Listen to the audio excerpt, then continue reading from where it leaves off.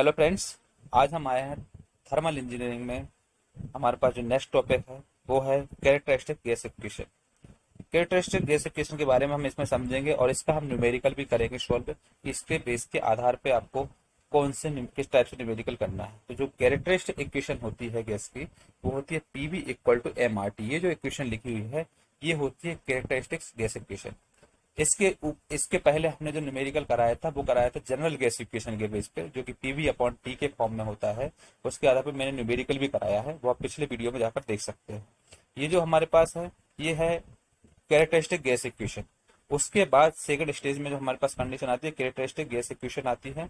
तो ये जो फार्मूला होता है कैरेक्टरिस्टिक गैस इक्वेशन का, जो इक्वेशन होती है वो होती है ये वाली, PV equal to M R T. ये फार्मूला होता है जहां पर पी प्रेशर है, वी वॉल्यूम है, एम मास है और टी टेम्परेचर है।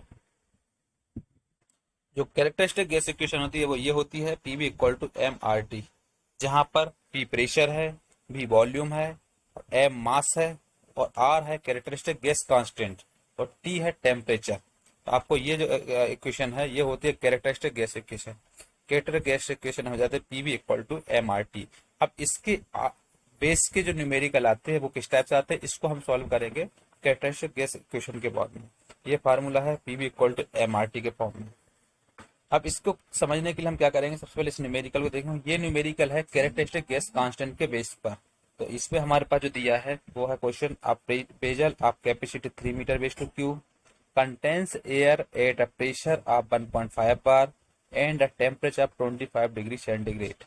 Additional air is now pumped into the system until the pressure rises to 30 bar and temperature rise to 60 degree centigrade. Determine the mass of air pumped in the express the quantity as a volume at a pressure of 1.02 bar and a temperature of 20 degree centigrade. If the vessel is allowed to cool until the temperature again 25 degree centigrade, calculate the pressure in the vessel. आपको question में जो दिया हुआ है एक vessel है, उसमें 3 metre base to cube की कैपेसिटी है, वॉल्यूम है, इसमें प्रेशर हमारे पास दिया हुआ है 1.5 बार, टेम्परेचर दिया हुआ है 25 डिग्री सेंटीग्रेड। इसमें हमारे पास सेकंड वाला जो है हमारे पास एयर वाला है, उसमें हमारे पास प्रेशर है 30 बार और उसका टेम्परेचर है जो बढ़ रहा है 60 डिग्री सेंटीग्रेड। और इसका दिया है प्रेशर 1.02 बार और टेम्परेचर दिया 20 डिग्री सेंटीग्रेड और इसका जो टेम्परेचर 25 डिग्री सेंटीग्रेड दिया हुआ है। अगर हिंदी वर्जन क्वेश्चन देखें, हिंदी में भी ये दिया हुआ है, क्वेश्चन दिया है 3 मीटर बेस टू क्यूब क्षमता के एक बर्तन में, 3 मीटर बेस टू क्यूब जब आयतन होगा उसकी एक क्षमता के एक बर्तन में 1.5 बार के दबाव, मतलब 1.5 बार प्रेशर दिया हुआ है और 25 डिग्री सेंटीग्रेड के तापमान पर हवा होती है, मतलब टेम्परेचर दिया 25 डिग्री सेंटीग्रेड। अतिरिक्त हवा को अब सिस्टम में तब तक पंप किया जाता है जब तक दबाव 50 बार तक नहीं बढ़ जाता है। प्रेशर ये आपको 50 बार दिया है, तापमान 60 डिग्री सेंटीग्रेड तक बढ़ जाता है। पंप की गई हवा का द्रव्यमान निर्धारित करें, मात्रा को 1.02 बार के दबाव और 20 डिग्री सेंटीग्रेड के तापमान पर मात्रा के रूप में व्यक्त करें। आपको ये प्रेशर और टेम्परेचर दिया है और इसका 25 डिग्री सेंटीग्रेड के लिए आपको ये दिया है। तो क्वेश्चन में ये दिया हुआ है एक वेजल है, एक बर्तन है जिसका जो कैपेसिटी है वो 3 मीटर बेस टू क्यूब है। उसमें हम एयर को प्रेशर करते हैं तो एयर प्रेशर होता है 1.5 बार के बराबर और टेम्परेचर होता है उसमें 25 डिग्री सेंटीग्रेड। मतलब V1 दिया है 3 metre base to cube, T1 दिया है 1.5 बार और जो T1 दिया है 25 डिग्री सेंटीग्रेड। तो ये V1 दिया है, ये T1 दिया है और ये T1 दिया है। इसके बाद एडिशनल एयर को उसमें अप्लाई किया और उसको पंप किया, तो इसमें क्या हमारे पास प्रेशर P2 30 बार, टेम्परेचर T2 60 डिग्री सेंटीग्रेड। इसमें आपको मास निकालना है।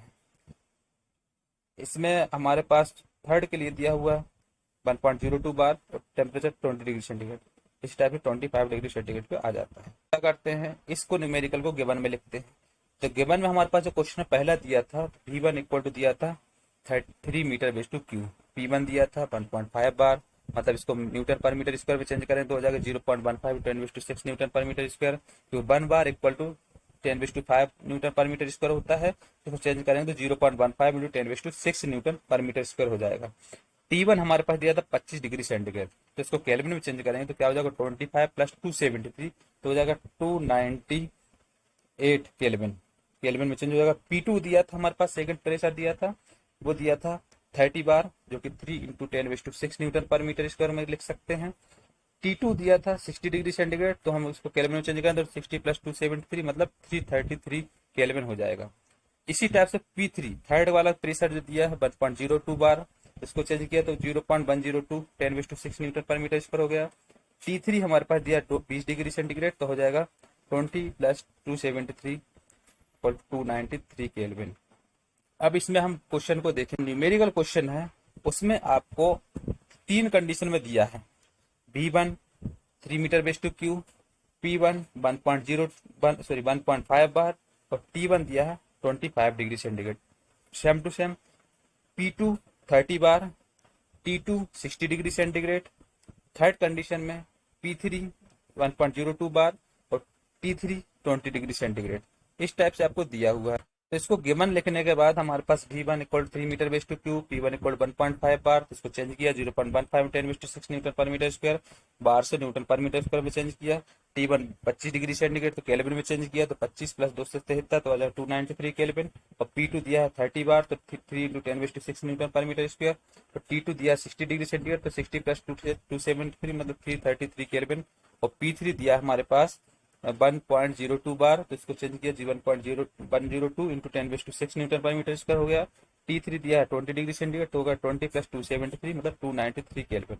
अब इसमें निकालना क्या क्या है, सबसे पहले निकालना है मास, निकालना M1 = निकालना है mass of air initially filled in the vessel, vessel में जो इनिशियली फिल्ड हो रहा है मास वो हमको निकालना है M1। M2 निकालना है, लेना है क्या है mass of air in the vessel after pumping, pumping के बाद जो मास हो रहा है एयर में तो M2। इसमें M1 M2 निकालना सबसे पहले, तो M1 M2 निकालेंगे, कैसे निकालेंगे कैरेक्टरिस्टिक गैस इक्वेशन लगा करके। कैसा हम इसको आगे, इसको हम जब लगाएंगे तो हमारे पास क्या होता है, हमको निकालना क्या M1 निकालना और M2 निकालना है। M1 है mass of air initially filled in the vessel, M2 है mass of air in the vessel after pumping. जब इनिशियली एयर को फिल किया जाता है तब का मास निकालना है, जब फाइनल पंप किया जाता है उस टाइम भी निकालना है। तो हम एक लगाए कैरेक्टरिस्टिक गैस इक्वेशन, तो फर्स्ट कंडीशन में लगाएंगे we know that first condition characteristic gas equation लगाएंगे तो हमारे पास आपको मालूम है गैस इक्वेशन जो होती है वो होती है PV = MRT, MRT होती है इक्वेशन। इसमें हमारे पास इसमें 1 के लिए लगाएंगे तो आ जाएगा P1 V1 = M1 आ जाएगा, जहां पर P1 होगा प्रेशर एक इनिशियली, वॉल्यूम V1 होगा वॉल्यूम एट इनिशियली और M1 होगा मास एट इनिशियली, R होगा गैस कांस्टेंट, गैस कांस्टेंट होगा और T1 होगा टेम्परेचर एट इनिशियली। इसको हम मास निकालना तो मास के फॉर्म में इसको ट्रांसफर करेंगे, मतलब इसको सिस्टम में चेंज करेंगे तो क्या होगा M1 = हो जाएगा पक्षांतर करेंगे तो R/T1 P1 V1 के अपॉन हो जाएगा, तो हमारे पास हो जाएगा P1 V1 / RT1। Value put कर देंगे तो P1 की जगह पे रख देंगे 0.15 × 10⁶ इंटू V1 की जगह पे 3 अपॉन R की जगह पे 287 और T1 की जगह पे 298। तो इस टाइप से इसको वैल्यू को पुट कर देंगे। तो ये इक्वेशन में हमने इसको पुट कर दिया, तो इसको पुट किया तो पुट करने पास हमारे पास इसको कैलकुलेटर से जब हम सॉल्व करें तो आ जाएगा 5.26 किलोग्राम।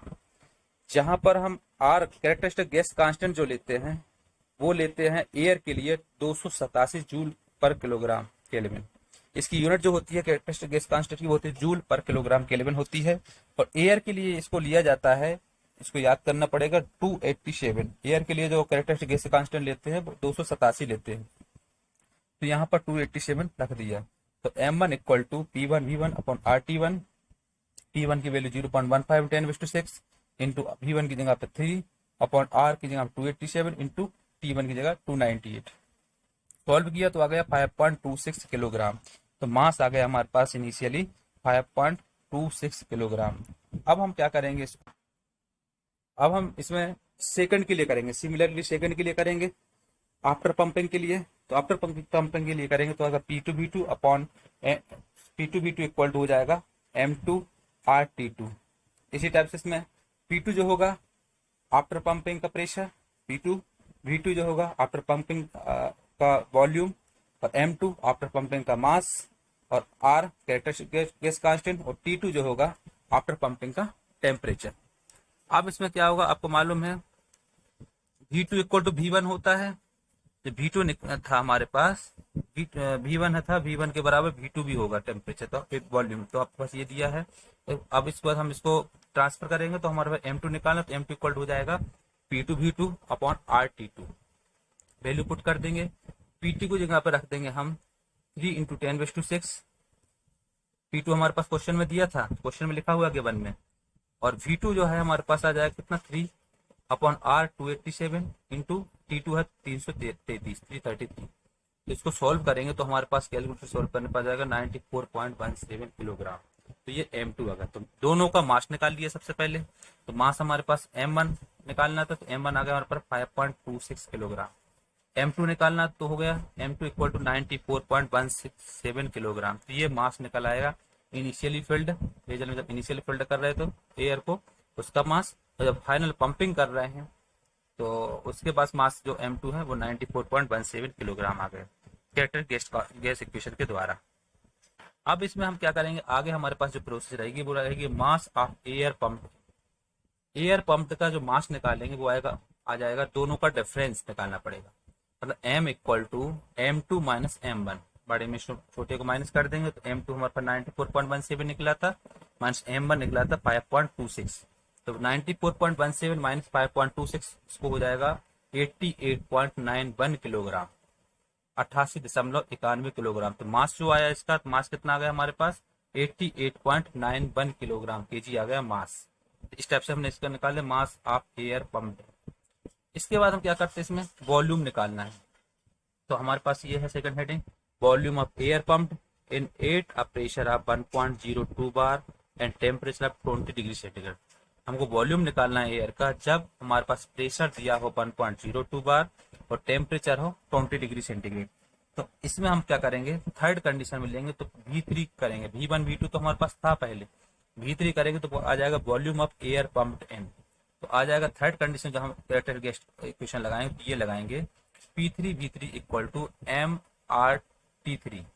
क्योंकि M हमारे पास M1 M2 के फॉर्म में नहीं है, क्योंकि हमारे M तो ये निकल आया, तो हमारे पास आ जाएगा P3 V3 equal to MRT3।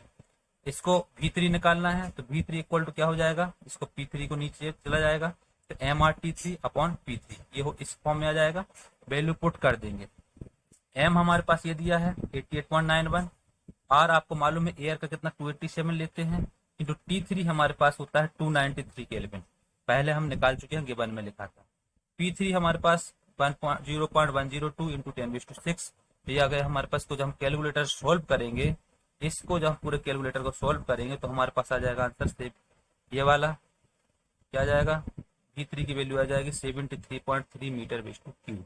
ये वॉल्यूम आ जाएगा थर्ड के लिए V3 इक्वल टू 73.3 मीटर वेस्ट टू क्यूब। इस टाइप से इसको निकाल सकते हैं। अब हम इसमें आगे जो करना है सॉल्व, उसमें हमको निकालना है pressure in the vessel after cooling.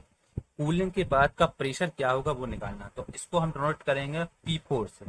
तो P4 इक्वल टू हो जाएगा pressure in the vessel after cooling. तो we know that temperature after cooling, तो टेम्परेचर निकालेंगे तो जो होगा इनिशियल टेम्परेचर के बराबर होगा। तो T4 equal to T1 equal to 25 degree centigrade आपको नीचे दिया था क्वेश्चन के, तो वहां पर आपको केल्विन में चेंज करना। तो 25 प्लस 273 करोगे तो 298 केल्विन आ जाएगा। तो ये आ जाएगा आपको T4 equal to 298 kelvin. Since the cooling is at constant volume, तो हमारे पास को आ जाएगा ये वाला फार्मूला लगा देंगे P4 upon P2 equal to T4 upon T2। इसके बाद हमको क्या लगाना है, P4 निकालना है। तो P4 हमारे पास ये आ जाएगा, P4 आ जाएगा तो क्या आ जाएगा यहाँ पर T4 into P2 upon T2। इसको इस हिसाब से पक्षांतर करो तो ये आ जाएगा। इसमें वैल्यू पुट करोगे तो वैल्यू पुट करने पर हमारे पास हो जाएगा P4 की जगह P4 हो जाएगा 298 ये वाला, और P2 हो जाएगा 3 इंटू 10⁶। ये आपको ऊपर दिया हुआ गिवन में। और T2 393 333 हो जाएगा टेम्परेचर, सेकंड वाला टेम्परेचर। इसको कैलकुलेटर सोल्व करेंगे तो हमारे पास आ जाएगा 2.68 into 10⁶ Newton per metre square. इसको बार में चेंज करो तो 10⁵ आता है, तो हमारे पास हो जाएगा 26.8 बार। इस टाइप से इसको सोल्व करेंगे तो P4 जो हमारे पास निकला है वो अगर 26.8 बार। इस टाइप से इसको सोल्व किया जाता है। इस टाइप से ये जो क्वेश्चन हुआ है ये हमारा हुआ कैरेक्टरिस्टिक गैस कांस्टेंट का इक्वेशन का क्वेश्चन। इस टाइप से क्वेश्चन करना है।